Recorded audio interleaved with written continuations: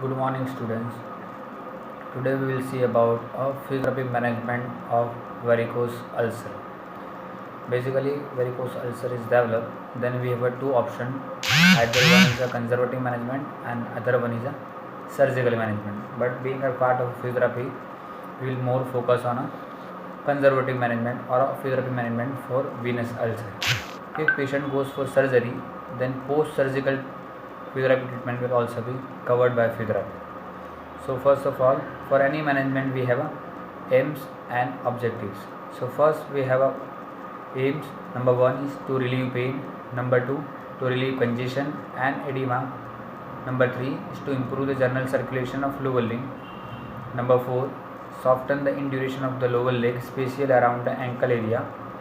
And number five, mobilize the joints of lower limb and improve the strength of lower limb muscles.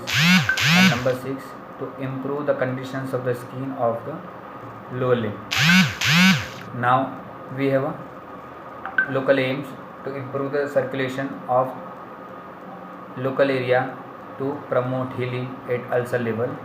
Number two, clear from any infection. Number three, reduce edema and induration around the ulcer border. And number four, free adherent ulcer from underlying tissue. It should not be get adhere or get attached with the ulcer with underlying specific tissues. So number one, we have a soft tissue techniques. Number one is remove the bandages and dressing, clean wound with proper gauze swabs and elevate the leg up to the 45 degree at hip to avoid the venous drainage, and soft tissue techniques like an superficial massage done to decrease the edema. That is most common technique used affluorage along with certain amount of slow deep kneading, picking up, ringing up around the thighs and around the. Now we'll continue with the next technique is that is UVR. So for infected ulcers we have to destroy the microorganism and increase the local circulation. So most commonly we use chromial lamp and mercury vapor lamps. So doses will be as below, like that. E4 will be given on the base of the ulcer, while edges of the ulcer will be given with the E1 or E half or E0. That is also called as SED, subarachnoidal dose. Repeat 2 to 3 times per week until the ulcer is getting clear of the infection. So that was for infected ulcer. Now for healing ulcer, as already the ulcer has started for healing, then we have to give on the floor of the ulcer we have to give E1 dose, while E2 dose is given for the deep ulcer which is sitting till the bone level. And for indolent ulcer, UV rays may given the stimulation to the local circulation, and absorption of the rays may produce hyperemia in congested area and produce the increase in the exudate. Then E3 will be given to the floor and edges will be given with the E1 dose.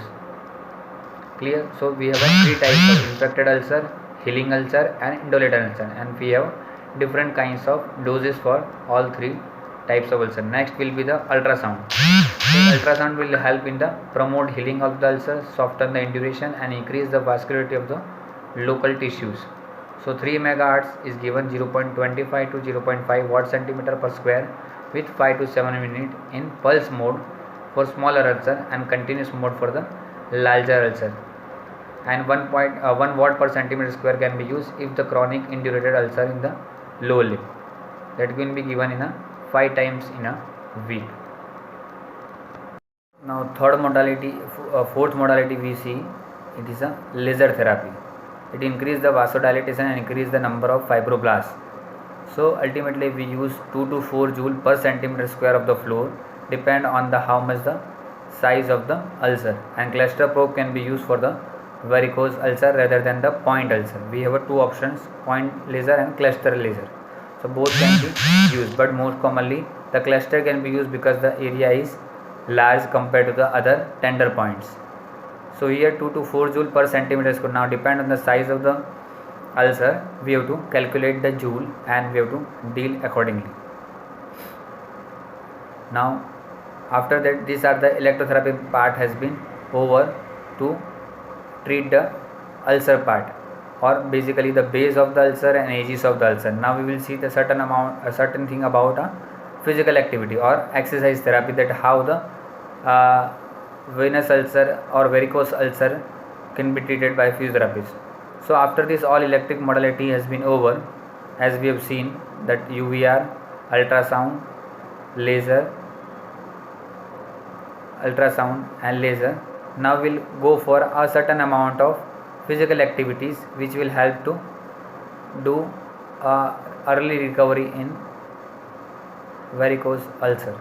So first we'll go for an active range of motion exercise, especially in the ankle and foot. Most commonly varicose ulcer is happening in the lower limbs, very rarely be found in upper limbs. So we have to maintain the lower limb, ankle, hip and knee active range of motion exercise within the pain limit to maintain the muscle flexibility and tone of the muscles to get wasted from the disuse atrophy of the muscles. And more focus will be given on spine abnormalities, especially for the lumbar lordosis has been increased. So for that we can go for a basic William flexion exercises which help to maintain the lumbar curvature to the ideal level or a normal level, and compensatory mechanism will be developed at a dorsal spine, so that has to be corrected with the same amount of William flexion exercise along with the thoracic rotation and thoracic extension exercise to maintain their normal curvature and avoid the secondary pain or secondary complication after development of venous ulcer.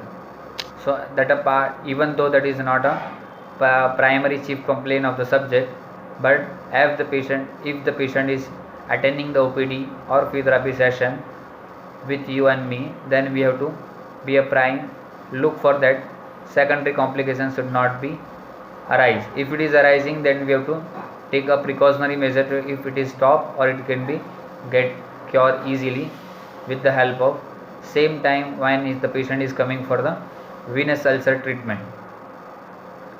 And along with we have to basically take the patient in confidence with the psychological counseling as well as diet management.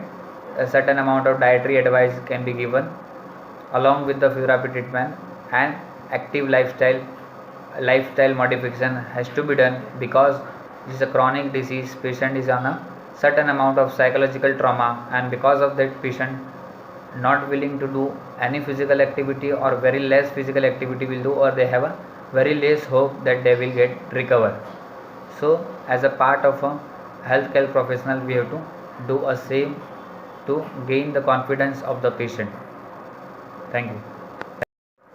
Next, after the all bad activities and quadriceptable activities, we have to start with a certain focus, more focus on the posture as well as gait, because of the pain and because of the certain amount of temporary disability or permanent disability, patient has adapted changes in the postures.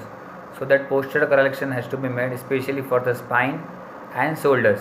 Because of the pain in the knee joints or in the lower leg, patient have forward bending in the lumbar or dorsal spine, so that has to be corrected, so patient does not get a prolonged term secondary lumbar lordosis or dorsal kyphosis, so that has to be avoided.